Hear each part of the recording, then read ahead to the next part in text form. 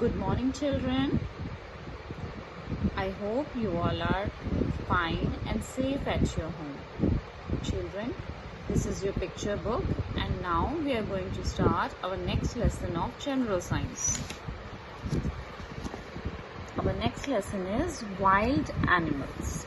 1. Let's read the name of the animals, wild animals first. Fox, tiger, deer, lion, bear, monkey, elephant and kangaroo. Kids, now here at the bottom of the page, 3 question answers are given and you have to learn only these 3 question answers. Let's read them one by one. Question number 1 is, which animal carries its baby in its pouch? The answer is kangaroo. Yes, kids, kangaroo carries its baby in its pouch. Question number 2, which is the most clever animal?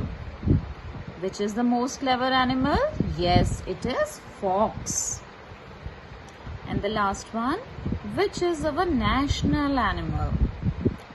You all must know this. Our national animal is tiger. Yes, tiger is our national animal. Some of you must visited zoo and you must have seen these animals in the zoo. So kids, you have to learn these 3 question answers. Thank you.